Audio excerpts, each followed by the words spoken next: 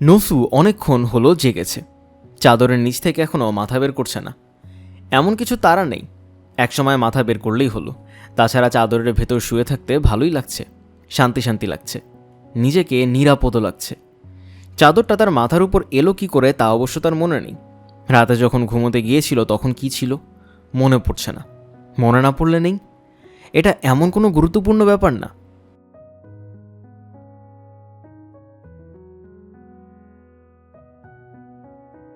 নসু শুয়েছিল কুণ্ডুলি পাকিয়ে। সে তার ডান পাটা ছড়িয়ে দিল। সমস্যা একটাই, এতে তার পা চাদরের ভেতর থেকে বের হয়ে পড়বে। চাদরের নিরাপদ আশ্রয় থেকে পাটা বের করা কি ঠিক হবে? জগৎটা তো খুব সহজ জায়গা না, কোত্থেকে কি হয় কে জানে। তারপরেও তার চারপাশের জগৎটা ঠিক আছে কিনা তা জানার জন্য এই কাজটা তাকে করতে হচ্ছে। নরম কোনো জিনিসের সঙ্গে পায়ের ধাক্কা লাগার কথা, ধাক্কা লাগার সঙ্গে সঙ্গে নরম জিনিসটার ঘেউ করে একটা শব্দ করার কথা। যদি উঠে তবে বুঝতে হবে সব ঠিক আছে। পায়ের সঙ্গে নরম জিনিসটার ধাক্কা লাগলো, জিনিসটা একবার ঘেউ করেই কুই কুই শব্দ করতে লাগলো। ঠিক আছে, সব ঠিক আছে, কোনো অনিয়ম হয়নি। পায়ের কাছে কুকুরটা ঠিক আছে। পরিপূর্ণ নিয়ম ও শৃঙ্খলার ভেতর শুরু হতে যাচ্ছে আরেকটি দিন। নসু তার পা দিয়ে কুকুরটাকে আরেকটা ধাক্কা দিল।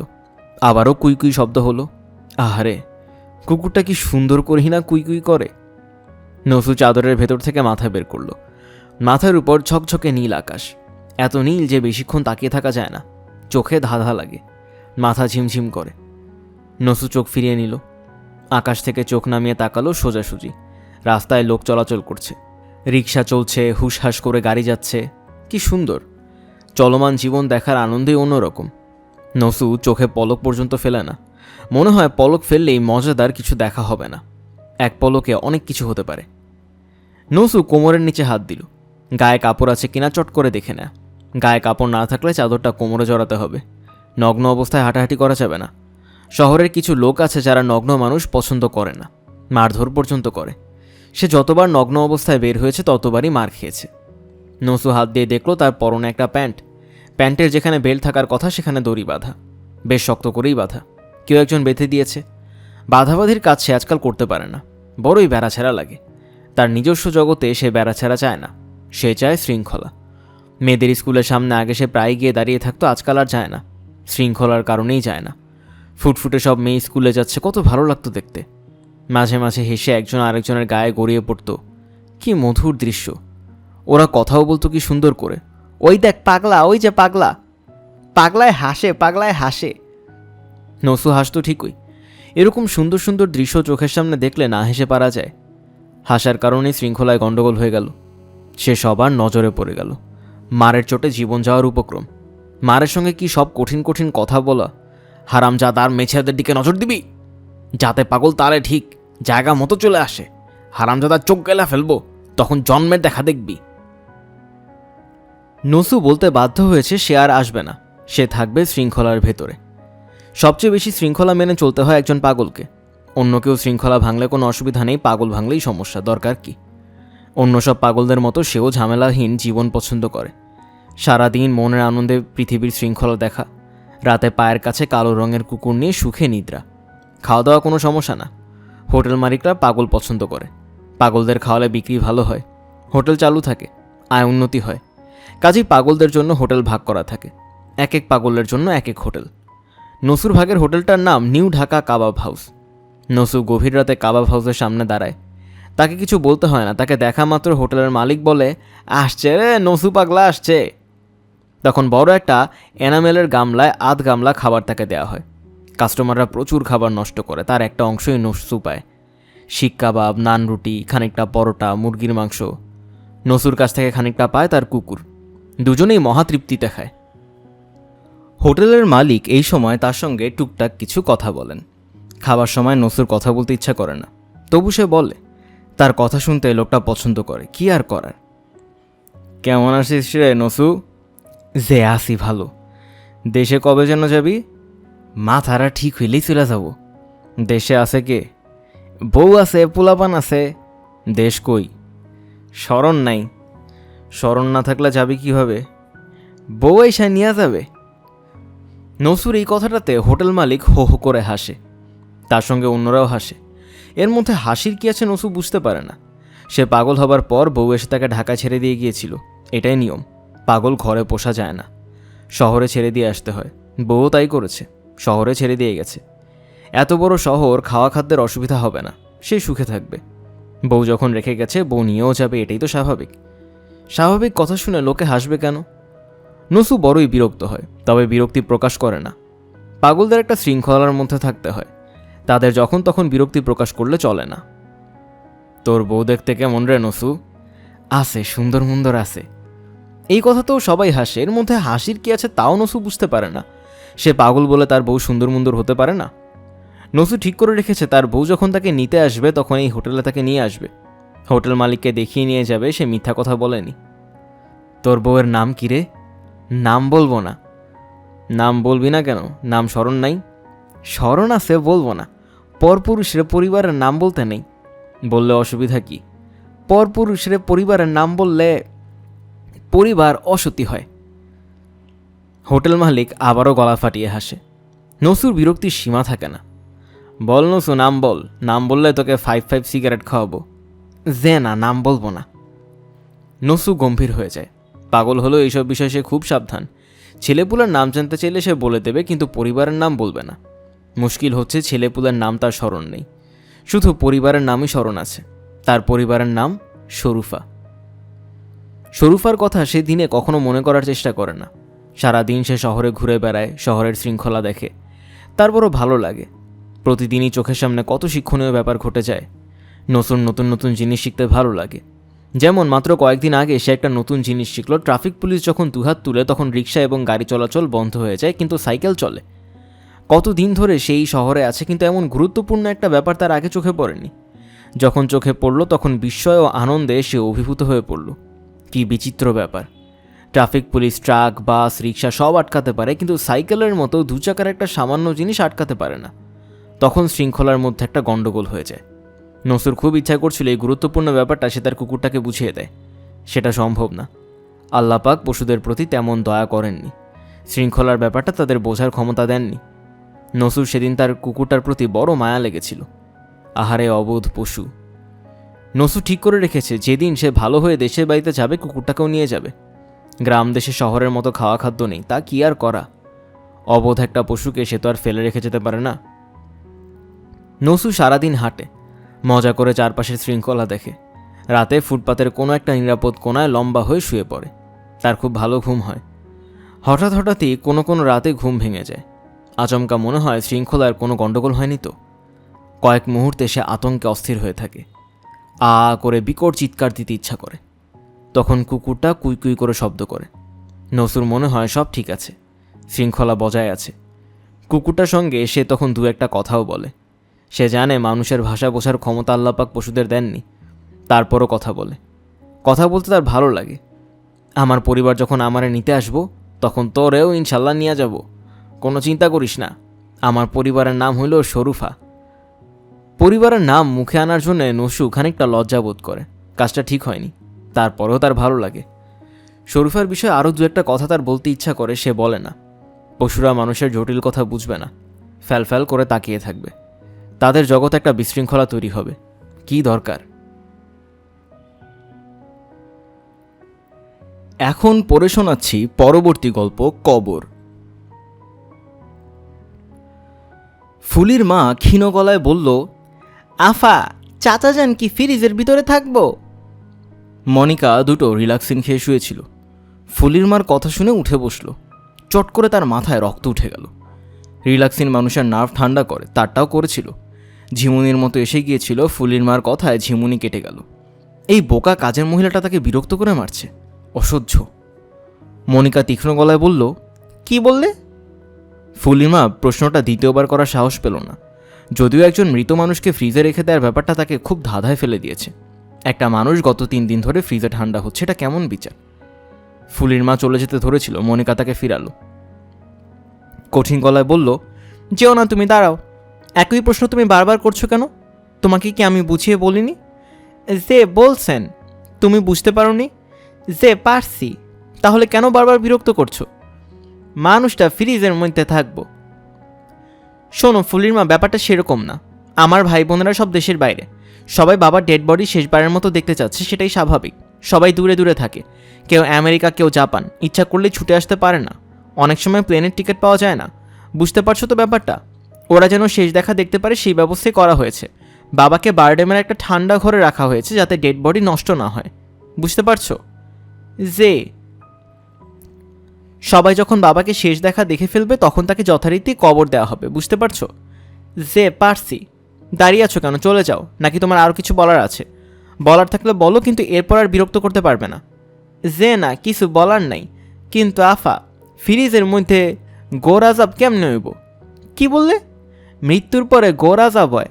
মানকেন নাকে রায় আল্লাহ পাকের 2 ফিরিস্তা ফ্রিজের মধ্যে? তুমি আমার সামনে থেকে চলে যাও ফুলির মা, তুমি আমার মাথা ধরিয়ে দিয়েছো। What a nonsense! বিরক্তিতে মনিকার ঠোঁট বেঁকে গেল। তার ভাবতেই খারাপ লাগছে, এরকম নির্বোধ একজন মহিলার হাতে শেষ সময় তার বাবার দেখাশোনার দায়িত্ব ছিল। সে নিশ্চয়ই কিছুই বুঝতে পারেনি। শেষ সময়ে শ্বাসকষ্ট হয়, অক্সিজেন দেওয়ার দরকার পড়ে। বুদ্ধিমান একজন মানুষ ছুটাছুটি করে ব্যবস্থা করত। ফুলির মা নিশ্চয়ই সেই ভয়াবহ সময়ে পান খেতে খেতে গল্প জুড়ে দিয়েছে। ফুলির মা, তুমি এখনও দাঁড়িয়ে আছো কেন? তোমাকে না যেতে বললাম? আফা, আপনার শাড়ি ঠিক করেন, হাঁটুর উপরে উঠতে গেছে। আমার শাড়ি কোথায় উঠেছে না উঠেছে তো তোমাকে দেখতে হবে না, তুমি তোমার কাজে যাও। মরা বাড়ি 3 দিন কাজ কাম করার নিষেধ গো আফা। 3 দিন 3 রাত চুলা জ্বলে না। টেলিফোন বাজছে। মনিকা টেলিফোন ধরার জন্য প্রায় ছুটে গেল। আমেরিকায় কল বুক করা হয়েছে, লাইন অসম্ভব বিজি, কিছুতেই লাইন পাওয়া যাচ্ছে না। হ্যালো হ্যালো, কে? মনিকা আপু? টিকিট পেয়েছিস? পেয়েছি, তবে কনফার্ম না, এয়ারপোর্টে বসে থাকতে হবে। সবাই আসছিস? পাগল হয়েছ? পাপ্পু গেছে সামার ক্যাম্পে। পাপ্পুর বাবা 21 তারিখে যাবে বেলজিয়াম, ওর কনফারেন্স। বেলজিয়ামের কোথায় যাবে? লিয়েগে না কি যেন নাম। ও আচ্ছা, তুমি তো বেলজিয়াম গিয়েছিলে, জায়গাটা কেমন আপা? সুন্দর, খুব সুন্দর, শহর থেকে বের হলে চোখ জুড়িয়ে যায়। পাপ্পুর বাবার সঙ্গে আমার যাবার কথা ছিল, এর মধ্যে এই খবর। টেলিফোন লাইনে কি একটা গন্ডগোল হচ্ছে। কট করে একটা শব্দ হলো, লাইন কেটে গেল। মনিকা বিরক্ত মুখে রিসিভার নামিয়ে রাখার সময় দেখল ফুলির মা এখনও দাঁড়িয়ে আছে। টেলিফোনে কি কথাবার্তা হচ্ছে হা করে শুনছে। মনিকা ঝাঝালো গলায় বলল, তোমাকে না বললাম চলে যেতে? কই যামু? যেখানে ইচ্ছা সেখানে যাও, সবসময় গা ঘেসে থাকবে না। জি আচ্ছা। আফা, আপনার শাড়ি হাঁটুর উপরে উঠটা রয়েছে, একবার তো বললাম আমার শাড়ি নিয়ে তোমাকে ভাবতে হবে না। জি আচ্ছা। আমার জন্য চা বানিয়ে আনো, দুধ চিনি কিছুই দেবে না, আমি দিয়ে দিব। মরাবার চুলা জ্বালা নিষেধ আছে আফা, 3 দিন চুলা বন্ধ থাকবো। তুমি এক্ষুনি গিয়ে চুলা জ্বালাবে, চা করবে, আজে বাজে কথা বলবে না, মোটেও তর্ক করবে না। আজে বাজে কথা এবং তর্ক দুইটাই আমি অপছন্দ করি। জি আচ্ছা। কথা বলে তুমি আমার মাথা ধরিয়ে দিয়েছ, এখনও দাঁড়িয়ে আছো কেন? শাড়িটা ঠিক করেন আফা। মনিকা শাড়ি ঠিক করলো। তার মাথার যন্ত্রণাটা বাড়ছে। সব তাকে একা করতে হচ্ছে। এমন কেউ নেই যাকে দায়িত্ব দিয়ে নিশ্চিন্ত হওয়া যায়। তার ধারণা এই কয়েক বছরে বাংলাদেশের মানুষদের স্বভাবে ব্যাপক পরিবর্তন হয়েছে। সবাই দায়িত্ব নেওয়ার ব্যাপারে খুবই আগ্রহী, দায়িত্ব নেওয়া পর্যন্তই। একবার দায়িত্ব নিয়ে নেওয়ার পর আর কোনো খোঁজ পাওয়া যাবে না। বারডেমে ডেড বডি রাখার দায়িত্ব নুরুদ্দিন নামের এক লোক নিয়েছিল, মনিকার দুঃসম্পর্কের মামা। খুব আগ্রহের সঙ্গে নিয়েছিল। বারডেমের ডিরেক্টর সাহেব নাকি তার খুব ক্লোজ ফ্রেন্ড, একসঙ্গে উঠা বসা, টেলিফোন করা মাত্র ব্যবস্থা হবে। মনিকা বলেছিল জায়গা থাকলে তবেই না ব্যবস্থা হবে। শুনেছি মাত্র 3টা ডেড বডি রাখার ব্যবস্থা ওদের আছে। 3টায় যদি অকুপাইড থাকে, অকুপাইড থাকলেও নাকি ব্যবস্থা হবে। দরকার হলে অন্য ডেড বডি ফেলে দিয়ে ব্যবস্থা হবে। এই ব্যাপারটা তুমি আমার উপর ছেড়ে দাও, আমি করছি তো। মনিকা ছেড়ে দিয়েছিল। নুরুদ্দিন সাহেব সকাল 9টার সময় দায়িত্ব নিয়ে হাসি মুখে চলে গেলেন। যাবার সময় বলে গেলেন তিনি 1 ঘন্টার মধ্যে ব্যবস্থা করছেন। এই যে তিনি গেলেনই, আর ফিরলেন না। শেষ পর্যন্ত মনিকার নিজেরই যেতে হলো। এই অবস্থায় মিনিটে মিনিটে মাথা ধরবে না তো কি? প্রতিটি কাজ তাকে নিজেকে দেখতে হচ্ছে। আত্মীয় স্বজনদের টেলিফোন করা, প্লেনে আসবে তাদের আনার জন্য এয়ারপোর্টে গাড়ি পাঠানো, কে কোথায় থাকবে সেই ব্যবস্থা করা, বিছানা, বালিশ, মশারি। আফা, আপনার চা। দুধ চিনি দিয়ে নিয়ে এসেছো? জি। তোমাকে না বলেছিলাম দুধ চিনি ছাড়া চা আনতে? তুমি কি ইচ্ছা করে আমাকে বিরক্ত করছো?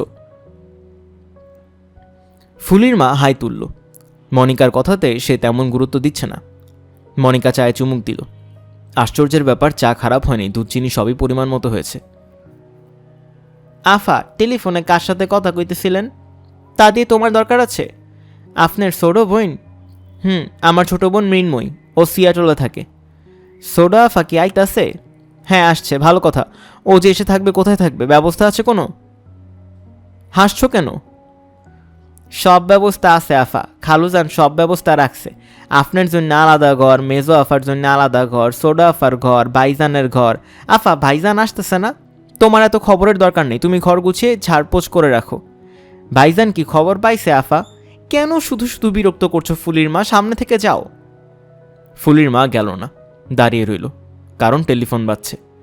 টেলিফোনে কেউ যখন কথা বলে ফুলির মা শুনতে ভালো লাগে। টেলিফোন করেছে মৃন্ময়ী। তার গলার স্বর স্পষ্ট বিরক্তি। আপা, বাংলাদেশের টেলিফোনের এই কী অবস্থা? এই যে লাইন কেটে গেল, তারপর থেকে সমানে চেষ্টা করে যাচ্ছি। একটা সামান্য টেলিফোনের জন্য যদি এত সময় নষ্ট হয়, তাহলে দেশ চলবে কিভাবে? দেশ চলছে না, এক পায়ের উপর দাঁড়িয়ে আছে, আমার তাই ধারণা। দেশে আয়, এলে দেখবি the country is going to the drain. Monika আপু, ভাইয়া কি খবর পেয়েছে? ও খবর পেয়েছে সবার আগে, ওর কাছ থেকে আমি জানলাম। ভাইয়া আসছে? হ্যাঁ আসছে, আগামীকাল সকালে এসে পৌঁছবে। ভাইয়া একা আসছে? তার স্ত্রীও আসবে। তাহলে তো খুব ভালো হয়। ভাইয়ার বিদেশি বউ এখনও দেখিনি, অবশ্য টেলিফোনে অনেকবার কথা হয়েছে, কেমন জানি হাস্কি ভয়েস। ঠিকই বলেছিস, থমথমে গলা। এখন অবশ্য মেয়েদের হাস্কি ভয়েসই সবার পছন্দ। আপা, ভাইয়ার পারিবারিক জটিলতার কথা কি সব শুনেছিলাম, তুমি কি জানো? জানি, বলো তো শুনি। মনিকা মাউথপিস হাত দিয়ে চেপে কাটা গলায় বলল, ফুলির মা, তুমি শুধু শুধু দাঁড়িয়ে আছো কেন? যাও বললাম সামনে থেকে। কার সাথে কথা কনাফা? কার সঙ্গে কথা বলি তা জানি তোমার কি হবে? এমনে জিগাইলাম। যাও বললাম। ফুলির মা নিতান্ত অনিচ্ছায় রান্নাঘরের দিকে রওনা হলো। মনিকা মাউথপিস থেকে হাত সরিয়ে বলল, হ্যালো, কার সঙ্গে কথা বলছিলে আপা? ফুলির মা। ফুলির মাটাকে আর বলিস না, শি ইজ আ বিস্ট। শেষ সময় বাবার দেখাশোনা করেছে, বুদ্ধির বংশটা নেই, সারাক্ষণ কথা বলে।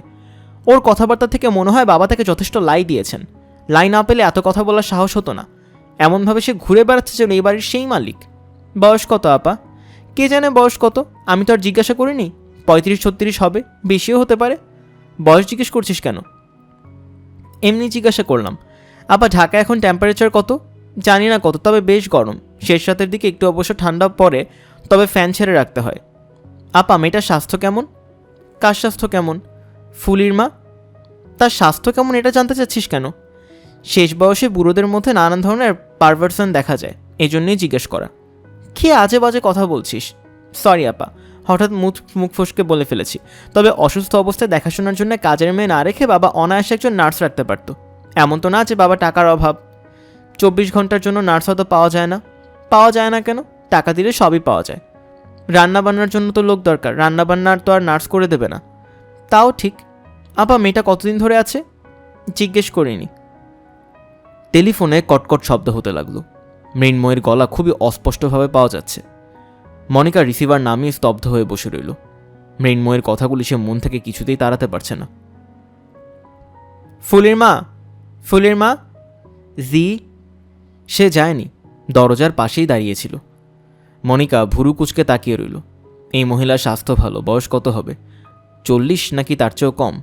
পুরুষ্ঠ ঠোঁট বেটে, পান খেয়ে ঠোঁট লাল করে রেখেছে। পুরুষরা পুরুষ্ঠ ঠোঁট পছন্দ করে। ছি, এসব কি ভাবছে সে? ফুলির মা। জি। আচ্ছা ঠিক আছে, তুমি সামনে থেকে যাও। কি বলতে চাইছেন বলেন। না কিছু বলবো না, তুমি সামনে থেকে যাও। যাচ্ছ না কেন? খালি যাও যাও করেন কেন আফা? আপনার আব্বা ছিল উল্টা স্বভাব, 1 মিনিটের জন্য সামনে না থাকলে অস্থির হয়ে পড়তো। রোগ শোকে মানুষের মাথা যায় আউলায়া। ফুলির মা, তুমি সামনে থেকে যাও। অনিচ্ছায় ফুলির মা ঘর থেকে বের হলো। মনিকা সঙ্গে সঙ্গে ডাকলো, ফুলির মা শুনে যাও, তুমি বরং এক কাজ করো, তুমি দেশের বাড়িতে চলে যাও, তোমার মেয়ে ফুলির কাছে যাও। ফুলির কাছে যাবো কেমনে, সে তো বাচ্চা নেই। তাহলে অন্য কোথাও যাও, তোমাকে আমরা রাখবো না। আমি কি করলাম? তুমি কিছুই করনি, তারপরেও রাখবো না, তুমি চলে যাও। শেষ সময় বাবার দেখাশোনা করেছো, তার জন্য অসংখ্য ধন্যবাদ। দোষঘাট কি কিছু করছি আফা? না, দোষ কিছু করনি, কিন্তু তোমাকে আমার পছন্দ হচ্ছে না। আপনার পিতা আমায় বড়ই পছন্দ করতেন। যিনি পছন্দ করতেন তিনি তো নেই, বুঝতে পারছো? জি। তোমাকে টাকা পয়সা হিসাব করে দিচ্ছি, তুমি চলে যাও। ফুলির মা বারান্দায় চলে এলো। তার মনটা খারাপ লাগছে। বাড়ি ছেড়ে যেতে হচ্ছে সেজন্য খারাপ লাগছে না। চিরকালে এক বাড়িতে তাদের মতো মানুষ থাকে না। কলমি শাকের মতো তাদের জায়গা বদল করতে হয়। তবে তার খুব শখ ছিল সবাইকে চোখের দেখা দেখার। বুড়ো মানুষটার কাছে এদের কথা এত শুনেছে, একটা সুযোগ পাওয়া গেছে দেখার। বুড়ো মানুষটা শেষকালে কথা বলার রোগে পেয়ে গিয়েছিল, সারাক্ষণ কথা বলতো। একটা গল্প শেষ করে আবার সেই গল্প শুরু করত। মনেই থাকতো না এই গল্প সে একটু আগেই বলেছে। বুড়ো হবার কত যন্ত্রণা। সে ঘুমাতো বুড়ো মানুষটার ঘরে মেঝেতে বিছানা পেতে। ঘুম হতো না। মিনিটে মিনিটে ডাকলে কি ঘুম হয়? একেবারে শেষের দিকে লোকটার মনে মৃত্যু ভয় ঢুকে গেল। বিছানায় একা ঘুমোতে পারত না। ছেলে মানুষের মতো কাঁদে আর বলে, ও ফুলির মা, ভয় লাগছে। ভয় কাটানোর জন্য ফুলির মা শেষ সময়ে বুড়ো মানুষটার বিছানায় উঠে এসেছিল। তার হাত ধরে বসে থাকত। একটু পরপর বলতো, আমি আসি, কোনো ভয় নেই, আরাম কইরা ঘুমান। এইসব কথা মেয়েগুলিকে বলা যাবে না, মেয়েগুলি মনে কষ্ট পাবে। কি দরকার কষ্ট দিয়ে? ফুলির মা সন্ধ্যার দিকে বাড়ি ছেড়ে নিজের গ্রামের দিকে রওনা হলো। তার চেহারা সুখী সুখী, দুটা পান মুখে দেয়, ঠোঁট লাল, কিন্তু তার মনটা বিষণ্ণ। যেই লোকটা একা ঘুমোতে ভয় পেত, আজ সে একা একা একটা ঠান্ডা একটা ফ্রিজে পড়ে আছে। গোর আজাব শুরু হয়েছে কিনা কে জানে। মনকের নাকের কি এসেছে? প্রশ্নের জবাব বুড়ো মানুষটা দিতে পারবে তো? বিছানায় পাশাপাশি শুয়ে মনকার নাকের প্রশ্ন এবং উত্তর সম্পর্কে ফুলির মা বুড়ো মানুষটার কাছে অনেকবারই বলেছে। জীবিত অবস্থায় শেখা বিদ্যা কি মৃত্যুর পরে কাজে আসে? কে জানে। জগৎ বড়ই রহস্যময়। এখন পড়ে শোনাচ্ছি এই উপন্যাসের পরবর্তী গল্প, লাবাম্বা। মিতুর ঘর থেকে তীক্ষ্ণ চিৎকার, মা, আমার টাকা! মিতুর মা আফরোজার অফিসের গাড়ি চলে এসেছে, নিচ থেকে হর্ন দিচ্ছে। তার দাঁড়াবার সময় নেই। তিনি বিরক্ত গলায় বললেন, কি হলো? আমার টাকা কোথায় গেল মা? আমি কি জানি কোথায় গেল। টেবিলের উপর রেখে বাথরুমে মুখ ধুতে গেছি। কত টাকা? 500 টাকার একটা নোট। আজ আমি বন্ধুদের চটপটি খাওয়াবো, কে আমার টেবিল থেকে টাকা নিবে? আফরোজা কথা বাড়াতে চাইছেন না। অফিসের মাইক্রোবাস অপেক্ষা করছে। সহকর্মীরা নিশ্চয়ই বিরক্ত মুখে বসে আছেন। সেদিন কথায় কথায় রমিত সাহেব বলেছেন, তার 11 বছরের চাকরি জীবনে এরকম নাকি কখনো হয়নি যে গাড়ি হর্ন দিয়েছে আর মহিলা সহকর্মী নেমে এসেছেন। শেষ মুহূর্তেও মহিলাদের নাকি কিছু কাজ বাকি থাকে। আফরোজা মেয়ের ঘরে এসে ব্যাগ খুলে টাকা বের করলেন। মিতু বলল, তুমি ময়লা টাকা দিচ্ছ কেন? আমি ময়লা টাকা দিয়ে বন্ধুদের চটপটি খাওয়াবো না, আমি এই টাকা নিব না। নতুন টাকা আমি এখন পাবো কোথায়? সেটা আমি জানি না। তুমি আমাকে চকচকে নতুন একটি নোট দিয়ে তারপর অফিসে যাবে, নয়তো তোমাকে আমি ঘর থেকে বেরোতে দেবো না, দরজা বন্ধ করে আটকে রাখবো। মিতু এবার ইউনিভার্সিটিতে ফার্স্ট ইয়ার থেকে সেকেন্ড ইয়ারে উঠেছে। তার আচার আচরণ কাজকর্ম সবই এখন স্কুলের মেয়ের মতো। সে সত্যি সত্যি দরজা বন্ধ করে দেবে। নিচ থেকে ক্রমাগত গাড়ির হর্ন ভেসে আসছে। আফরোজার কাছে ঝকঝকের টাকা নেই। যন্ত্রণায় পড়ে গেল। মিতু খাটে বসে আছে, হাসি মুখেই বসে আছে, পা নাচাচ্ছে। তার গায়ে তার বাবার একটা শার্ট। মা, আমাকে অফিসে যেতে হবে, দেরি হয়ে যাচ্ছে। হোক দেরি, এই 200 টাকা রেখে দে। এই নোট দুটি তো মোটামুটি পরিষ্কারই আছে। অসম্ভব, আমি মাত্র 200 টাকা নিয়ে যাব। তুই বড় যন্ত্রণা করিস মিতু, আমি কি অফিসে যাব না? না। কি যে তুই পাগলের মতো বলিস। আমি যদি ইউনিভার্সিটিতে যেতে না পারি, তুমিও পারবে না। ঘরে বসে থেকে আমি কি করব? আমার টাকা কোথায় গেল খুঁজে বের করবে। আফরোজা কাজের মেয়ে লাইলিকে নিচে পাঠালেন। সে বলে আসবে তিনি আজ অফিসে যাবেন না, তার শরীর ভালো না, জ্বর আসছে। মিতু পা নাচানো বন্ধ করে বলল, টাকাটা লাইলি নাইত নি তো মা? ঘরে আমরা 4 জন মাত্র মানুষ, আমি, তুমি, লাইলি আর জিতুর মা। তুমি নিশ্চয়ই নাওনি। বাকি থাকছে লাইলি আর জিতুর মা। জিতুর মা নেবে না, কাজেই কালপিট হচ্ছে লাইলি। আমার তো মনে হয় তুই কোথায় রেখেছিস। আমি টেবিলের উপরে রেখেছি, এই দেখো, ঠিক এইখানে। পেন্সিল কাটার দিয়ে চাপা দিয়ে রেখে বাথরুমে মুখ ধুয়ে ফিরে এসে দেখি হাপিস। হাপিস মানে হজম হয়ে গেছে। এই জাতীয় স্ল্যাং আমার সামনে বলবি না। হাপিস মা খুব ভদ্র স্ল্যাং। ভদ্র স্ল্যাং শুনেই তোমার এই অবস্থা। ভালগার স্ল্যাং শুনলে মা একটা শুনবে। মিতু, আমি যে তোর মা, এটা মনে থাকে না? মনে থাকে না। আমার সবসময় মনে হয় তুমি আমার বান্ধবী। বান্ধবীর স্ল্যাং কি জানো মা? চাম্মি। চাম্মি? হ্যাঁ, চাম্মি। আর বান্ধবের স্ল্যাং হলো চাম্মা। চুপ কর। আর প্রেমের স্ল্যাং হলো লতকা। আমি প্রেম করছি হবে আমি লতকাচ্ছি। Please stop it. মিথু খিলখিল করে হাসছে। লাইলি এসে দরজা ধরে দাঁড়িয়েছে। আফরোজা বললেন, বলে এসেছ? লাইলি হ্যাঁ সূচক মাথা নাড়ল। ওরা কেউ কিছু বলেছে? যে না। শোন লাইলি, মিতু একটা 500 টাকার নোট টেবিলে রেখেছিল, বাতাসে উড়ে বোধহয় নিচে কোথাও পড়েছে, খুঁজে বের কর। মিতু, তুই আমার ঘরে আয়, ও নোটটা খুঁজে বের করুক। মিতু মার সঙ্গে মার শোবার ঘরে চলে এলো। চাপা গলায় বলল, মা, তোমার তো দারুণ বুদ্ধি, ভালো কায়দা করেছো তো। আচ্ছা, তোমার কি ধারণা লাইলি টাকাটা নিয়েছে? যেখানে সেখানে ফেলে রাখলে তো নেবেই। ওর মুখ দেখে কিন্তু মনে হচ্ছে না ও নিয়েছে। গ্রামের মেয়েদের মুখ দেখে কিছু বোঝা যায় না। তোমার কি ধারণা গ্রামের মেয়েদের বুদ্ধি শহরের মেয়েদের চেয়ে বেশি? তুই শুধু শুধু এত কথা বলিস, মাথা ধরে যায়, চুপ কর। আচ্ছা মা, এই বিষয়ে বাবার একটা মতামত টেলিফোনের মাধ্যমে জেনে নিই, তোমার আপত্তি নেই তো? তুই তোর বাবার সঙ্গে কথা বলবি, তা আমার আপত্তি কেন হবে? মিতু হাসল। মা রেগে গেছে এটা সে বুঝতে পারছে। হাসি দেখে আরও রেগে যাবে। মাকে রাখতে তার ভালোই লাগে। মা, তুমি কি রেগে গেছো? রাখবো কেন? বাবার সঙ্গে কথা বলতে চাইলাম এই জন্য। তোমার এক্স হাজব্যান্ড, তোর এই ধরনের কথাবার্তা না অসহ্য। পুরো ব্যাপারটা তুমি নর্মালি নিতে পারছো না বলে তোমার কাছে অসহ্য লাগে। বাবা তোমাকে ফেলে চলে গেছে আর সেই দুঃখে তুমি মোটা হতে হতে মিস কিংকং। আফরোজার চোখে পানি এসে যাচ্ছে। এরকম করে কোনো মেয়ে কথা বলতে পারে? কোথায় যাচ্ছে এখনকার ছেলেমেয়েরা? মা শোনো, বাবা তো বিয়ে করে দিব্যি সব গুছিয়ে ফেলেছে। তুমি আর দেরি করো, তোমার সাইজের কাউকে খুঁজে বের করে কিছুদিন লটকাও, তারপর শুভ বিবাহ। মেদকে কঠিন ধমক দেবার ইচ্ছা আফরোজার সামলালেন। কি হবে ধমক দিয়ে? শুধু শুধু অফিস কামাই হলো। সারাদিন ঘরে বসে থেকে হবেটা কি?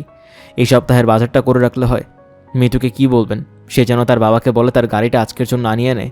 মিতু বললেই গাড়ি চলে আসবে। লোকটা মেয়ে অন্তপ্রাণ। মিতু তার বাবাকে টেলিফোন করছে। মিষ্টি রিনরিনে গলায় বলল, বাবা শোনো, তুমি তোমার মূল্যবান একটা জাজমেন্ট আমাকে দাও তো। গ্রামের মেয়েদের বুদ্ধি কি শহরের মেয়েদের চেয়ে বেশি? হঠাৎ বুদ্ধির প্রসঙ্গ কেন?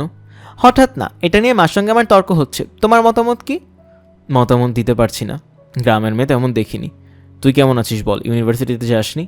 যাব কিভাবে? আমার সব চুরি হয়ে গেছে বাবা। সে কি? তুমি যে চকচক একটা 500 টাকার নোট দিয়েছিলে, টেবিলের উপর রেখেছিলাম, হাপিস হয়ে গেছে। কাজের মেয়েটা কেউ নিয়েছে নিশ্চয়ই। আমার ধারণা লাইলি নিয়েছে। ওর উপরেই আমার ঘর গোছানোর দায়িত্ব। বাবা শোনো, তোমার এই প্রসঙ্গে কি মতামত? তোর কথা বুঝতে পারছি না। তোমার কি মনে হয় লাইলি টাকাটা নিতে পারে? চোখের সামনে পড়ে থাকলে নিতেও পারে। অভাবে স্বভাব নষ্ট হয়। লাইলি কিন্তু স্বাভাবিক আচরণ করছে। মা তাকে বলেছেন টাকা খুঁজে বের করতে। ও টাকা খুঁজে যাচ্ছে। ও আচ্ছা। বাবা শোনো, তুমি কি একটা বাজি রাখবে আমার সঙ্গে? কি বাজি? বাজি হচ্ছে আমি বলছি ও টাকা নিয়েছে, তুমি বলছো না, এই নিয়ে বাজি। 500 টাকা বাজি। বাজি রাজি না, তোর 500 টাকা আমি পাঠিয়ে দিচ্ছি। কখন পাঠাবে? এই এক্ষুনি পাঠাচ্ছি, ড্রাইভারকে দিয়ে পাঠাচ্ছি। ড্রাইভারকে দিয়ে পাঠালে হবে না বাবা, তোমাকে নিয়ে আসতে হবে।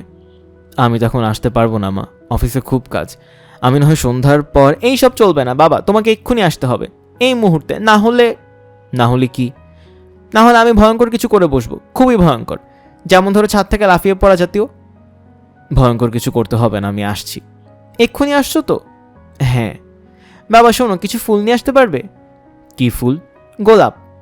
আচ্ছা, নিয়ে আসবো। বাবা শোনো, তুমি এলে তোমাকে নিয়ে আইসক্রিম খেতে যাবো। আচ্ছা, যাওয়া হবে। আমাদের সঙ্গে যদি তোমার প্রাক্তন স্ত্রীকে নেই তাহলে কি তুমি রাগ করবে? মারুফ সাহেব হেসে ফেললেন। মিতুয়া হাসল। লাইলি তন্ন তন্ন করে খুঁজছে, তার বুক ধকধক করছে। যদি নোটটা না পাওয়া যায়, যদি তারা মনে করে সে নোট নিয়েছে, তখন তারা কি করবে? বেগম সাহেব কি বাড়ি থেকে বের করে দেবেন? ঢাকা শহরে একটা ভালো বাড়ি পাওয়া খুব কষ্টের। এই বাড়িটা ভালো, এই বাড়ির মেয়েটা ভালো, বেগম সাহেবও ভালো। এই বাড়ি ছেড়ে যেতে তার কষ্ট হবে। মিতু তার ঘরে এসে দাঁড়ালো। লাইলি তাকালো ভয়ে ভয়ে। মিতু বলল, পাওয়া গেছে লাইলি? যে না আফা, থাক, আর খুঁজতে হবে না। টাকা আমি নেই নাই আফা। টাকা তুমি নাওনি সেটা আমি জানি। টাকা তুমি নেবে কি করে? আমি রাখলে তো নেবে, আমি টাকা রাখিনি। টাকা আমার ব্যাগেই আছে। লাইলি নির্বোধের মতো তাকাচ্ছে, কিছু বুঝতে পারছে না। মিতু হালকা গলায় বলল, টাকার ব্যাপারটা নিয়ে একটা নাটকের মতো করে আমি মাকে আটকেছি। বাবাকেও ডেকে আনাচ্ছি, যাতে আজ সারাদিন বাবা, মা আর আমরা 3 জন একসঙ্গে থাকতে পারি। লাইলি এখনও কিছু বুঝতে পারছে না। মিতুর মনে হলো গ্রামের মেয়েরা আসলে শহরের মেয়েদের চেয়ে বোকা, নয়তো ব্যাপারটা বুঝতে লাইলির এত সময় লাগার কথা না। মিতু তার খাটে বসতে বসতে বলল, আজ হচ্ছে আমার বাবা মার ম্যারেজ ডে। তারিখটা মার মনে আছে, কিন্তু বাবা ভুলে গেছেন। কাজেই বাধ্য হয়ে আমাকে একটা নাটক করতে হলো। এখন বুঝতে পারছো? জে আফা, আচ্ছা তাহলে এখন তুমি চলে যাও। আমার খুব মন খারাপ লাগছে। বাবা আসার আগ পর্যন্ত আমি কাঁদবো। তুমি বারান্দায় দাঁড়িয়ে থাকবে। বাবার গাড়ি দেখলে আমার দরজায় টোকা দেবে। সঙ্গে সঙ্গে আমি কান্না বন্ধ করবো। পারবে না? পারো মাফা। মিতু দরজা বন্ধ করে তার সিডি প্লেয়ারে লাবাম্বা জিপসি গান ফুল ভলিউমে দিয়ে দিল। হুইচুই ধরনের গান ছাড়া সে কাঁদতে পারে না। পুরো ফ্ল্যাট বাড়ি কাঁপিয়ে জিপসি ব্যান্ড গাইছে লাবাম্বা। মিতু তার বিছানায় শুয়ে ফুপিয়ে ফুপিয়ে কাঁদছে। এখন পড়ে শোনাচ্ছি এই বইয়ের পরবর্তী গল্প, একজন শৌখিনদার মানুষ। সুলাইমানকে আজ বড় সুন্দর লাগছে। আসমানি যতবার ছেলের দিকে তাকাচ্ছে ততবারই মমতায় তার চোখ ছলছল করে উঠছে। গলার কাছে শক্ত কি একটা দলা পাকিয়ে উঠছে, অথচ এরকম হবার কোনো কারণ নেই। সুলাইমান এমন কোনো দূরে যাচ্ছে না, 4-5 মাইল পথ। ইচ্ছা করলেই সে ছেলেকে দেখে আসতে পারে। আর ধরা যাক সে যদি যেতে না পারে, সুলাইমান তো চলেই আসবে। 3 মাসের চুক্তি, 3 মাস কোনো ব্যাপারই না। সুলাইমান উঠানে একটা জলচৌকির উপর বসেছিল। তার মুখ বিষণ্ণ, দেখলেই মায়া লাগে। মাথায় হাত বুলিয়ে আদর করতে ইচ্ছা করে। গায়ে মাথায় হাত বুলিয়ে আদর করলে ছেলে রাগ করে, তারপরেও সকাল থেকে আসমানি বেশ কয়েকবার ছেলেকে আদর করেছে। শেষবারে সুলাইমান ঝটকা মেরে মায়ের হাত ছড়িয়ে দিয়ে বলেছে, দিক করবা না। রাগ করস কেন? শরীরে হাত দিলে ভাল লাগে না। সুলাইমানের বয়স 12, রোগা বলে তার বয়স আরও কম মনে হয়। বড় বড় চোখ, খাড়া নাক, গলা সরও চিকন। বাইরে থেকে দেখলে তাকে খুব নরম স্বভাবের ছেলে বলে মনে হয় সে চোখ মেলে তাকাতে পর্যন্ত পারে না, কিন্তু মার সঙ্গে সে বড় খারাপ ব্যবহার করে। আসমানের মাঝে মাঝে খুব মন খারাপ হয়। 3 মাসের জন্যে যে ছেলে চলে যাচ্ছে তাকে আদর করতে গেলে সে কঠিন হয়ে যাবে, ধাক্কা দিয়ে মার হাত ছড়িয়ে দেবে, এটা মনে হলেই চোখে পানি এসে যায়। আসমানির চোখে পানি এসে গেলেও সে চোখের পানি সামলেছে। মার চোখে পানি দেখলেও ছেলে রাগ করে, কর্কশ গলায় বলে, কেন কান্দো? তার কর্কশ গলাটাও ঠিক কর্কশ শোনায় না। মিষ্টি গলার মানুষ কর্কশ কথা বললেও মিষ্টি শোনায়। আসমানি আদুরে গলায় বলল, ও সুলাইমান। সুলাইমান ঘাড় ঘুরিয়ে মার দিকে তাকালো। তার ভুরু কুচকে আছে, মনে হচ্ছে মার ডাকেও সে বিরক্ত। রইদে বইসা আসোস, শ্যামার মধ্যে আয়। দিক করবা না মা, কার্তিক মাসে রোদ ভালো না, জ্বর হয়। হোক জ্বর, কিছু খাইবি? না, নারকেল দিয়া মুড়ি মেখা দেই। সুলাইমান হ্যাঁ না কিছু না বলে মুখ ফিরিয়ে নিল। সে খাবে কি খাবে না বোঝা যাচ্ছে না। আসমানি নারকেল কুড়ানি নিয়ে বসল। নারকেল মুড়ি সুলাইমানের খুব প্রিয়। খেজুর গুড় থাকলে ভালো হতো, ঘরে গুড় নেই। সুলাইমানের বাবা হাটে গেছে, তাকে খেজুর গুড়ের কথা বলা হয়েছে। আনবে কি আনবে না কে জানে, হয়তো আনবে। সুলাইমানের কথা বলে সে গুড় আনতে বলেছে। ছেলের কথা মনে করে সে হয়তো আনবে, তাছাড়া তার কাছে টাকা আছে। 3 মাসের চুক্তিতে সুলাইমান কাজ করতে যাচ্ছে। অগ্রিম 2000 টাকা তাকে দেওয়া হয়েছে। 3 মাসের চুক্তি শেষ হলে বাকি 3000 টাকা পাওয়া যাবে। অনেকগুলি টাকা। মাত্র 12 বছর বয়সে এতগুলি টাকা রোজগার সহজ কথা না। টাকা ছাড়াও ব্যাপার আছে। এই 3 মাস সুলাইমান সুখে থাকবে। হাশেম মিয়া সুলাইমানকে নিচ্ছেন। তিনি বড় শৌখিনদার মানুষ। তার কাছে সুলাইমানের আদর যত্ন এবং খাওয়া খাদ্যের অভাব হবে না, কাপড় চোপড়েরও অভাব হবে না। শৌখিনদার মানুষ সব ব্যাপারেই শৌখিন। সুলাইমান থাকবে সুখে। হাশেম মিয়ার গান বাজনা খুব পছন্দ। যৌবনকালে যাত্রার দলও করেছিলেন। New Saleha Banu Opera party. Saleha Banu তার প্রথম স্ত্রীর নাম। যাত্রা দল বেশি দিন টিকেনি, তবে তার উৎসাহে কোনো ভাটা পড়েনি। যাত্রা দল না থাকলেও স্থানীয় গান বাজনার যে কোনো দলকেই তিনি টাকা পয়সা দিয়ে সাহায্য করেন। গানের আসরে প্রয়োজনে তবলার ঠেকা দেন। ব্যঞ্জ নামের একটা যন্ত্র তিনি একসময় বেশ ভালোই বাজাতেন। শৌখিনদার মানুষ এসব করবেই, এটা দোষের কিছু না। শৌখিনদার মানুষ না থাকলে সাধারণ মানুষেরা বিনোদন পাবে কোথায়? সাধারণ মানুষের শখ আছে, শখের পেছনের অর্থ কোথায়? আসর সাজিয়ে হ্যাজাক বাতি জ্বালাবে শৌখিনদার। তারা শুধু গভীর বিস্ময় ও গভীর আনন্দ নিয়ে গোল হয়ে বসবে চারদিকে, বারবার রোমাঞ্চিত হবে। হাশেম মিয়া 3 মাস সুলাইমানকে নিজের বাড়িতে রাখবেন। এক ধরনের সাহায্য, গান বাজনায় সাহায্য। সাধারণ মানুষের মুখের দিকে তাকিয়ে জাতীয় সাহায্য তিনি প্রতি বছরই করেন, এবারও করছেন। গ্রামে ঘেটু গানের দল হয়েছে। 6 জন বালক নিয়ে দল। 6 জনের ভেতর 3 জন মেয়ে সাজবে। 3 কিশোরী ও 3 বালকের দল। এরা নাচবে, গান গাইবে, আসরের ভেতর জড়াজড়ি করবে, নানান অঙ্গভঙ্গি করবে। অঙ্গভঙ্গিগুলি ভালো না, গানের কথাগুলিও ভালো না, তাতে কি? ঘেটু নাচের বিষয়টাই এরকম। গভীর রাতে দেখতে ভালো লাগে।